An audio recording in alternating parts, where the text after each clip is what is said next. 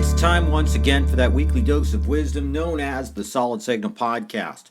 The date as I record this is September 26, 2016, and the subject is the upcoming broadcast apocalypse. I'll probably call the podcast something else because that sounds a little bit scary. But what I want to talk about is how I believe that up to 75% of the channels that we watch today could be gone within 5 years.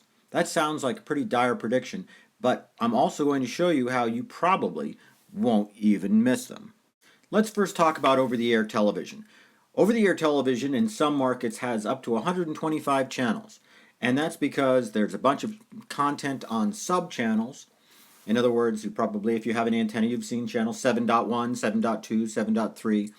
The .2 and .3, those are called sub-channels, and they're often program sources that make less money for the broadcaster, and so they're available on sort of these little segments of the broadcast spectrum that are otherwise going to be unused because they're not completely needed for full HD programming. Subchannels are great, and I love them, and I love watching especially stuff like the Buzzer Network and This TV and stuff that really appeals to people my age that, it's comfort food TV, and I really love it, but even I have to admit that it does not have a long-term plan for survival. And as much as I love seeing this content, I would be just fine if it were available, for example, on a streaming app or something like that. I'd find a way to find it no matter what. Now, more importantly, the FCC is in the midst of what they call a reverse auction. As a matter of fact, it's taking place right now as you listen to this, if you're listening during business hours anyway.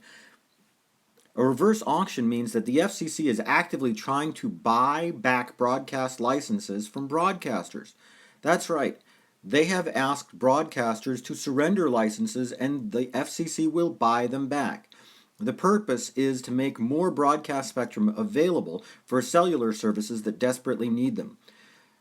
The 600 megahertz spectrum is going to be repurposed for cellular communication instead of broadcast television, and all the channels out there are going to be packed into a much more tight space, and it's expected that a large number of broadcasters are going to sell those licenses back and simply either share broadcast space with another channel or go out of business altogether. This is something we've been talking about for 3 or 4 years, and the thing is, it's based on the idea that broadcasting just isn't the cash cow that it once was. There was a time that, yes, it cost a lot of money to build a television station, but once you did, you could charge practically anything you wanted for commercials, and you'd get it. Well, that time is gone. And a lot of broadcasters potentially could just be ready to take a cash payment to get out of the whole thing. And so be it.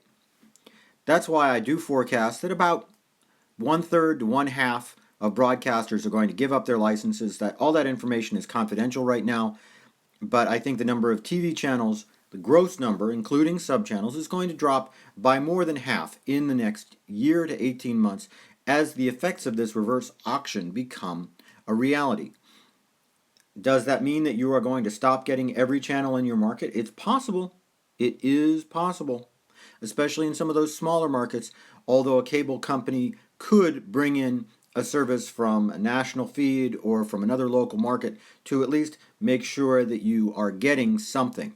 I've seen other markets where a cable company will bring in, for example, a Fox affiliate because there isn't one locally, and that way you don't miss out on your programming.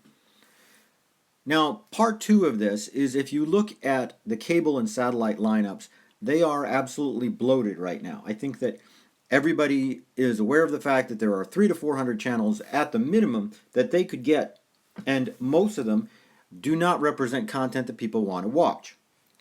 A lot of them are duplicate channels, really. If you take a look at channels like The Science Channel or HBO 2 or HBO's West Coast feed compared to their East Coast feed, there's a lot of channels out there that are just not putting on original content, and original content is where it's at. If you're simply broadcasting the same thing in a different time slot, there's not a lot of space for you in the on-demand world of 2016. If you really think about it, these duplicate channel lineups are based on the old idea pre-DVR that, you just had to have something on at multiple times of the day. And when you look at 12 to 13 HBO channels and 5 Cinemax channels, really the premium channel packages add up to about 50 to 60 channels, of which really only 5 represent unique content. There's no need for it today. There's no need for it because of streaming apps, because of DVRs.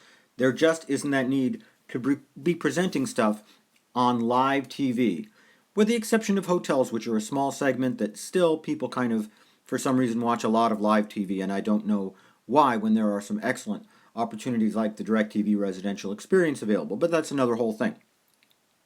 So when you talk about getting rid of just the 3 or 4 channels that show the same HGTV content, the 50 channels that show the same premium channel content, and the 4 or 5 Discovery channels that show a lot of repurposed content, there's not a lot of value there, and cable and satellite companies are trying to pay less and less to attract customers who do not want to pay over $100 for standalone television service. Everybody wants to pay less, and the truth is that sometimes they're willing to give up things that have no value to them, like multiple TV channels, in order to get to pay a little bit less at the end of the day.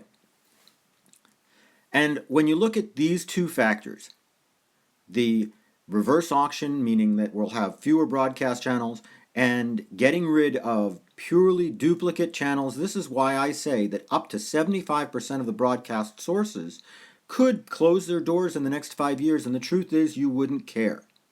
That's what I'm talking about. The real high value stuff is still going to be there. It's just cleaning up a lot of stuff that was based on old thoughts, old ideas, the old way of doing business, and it just isn't necessary today.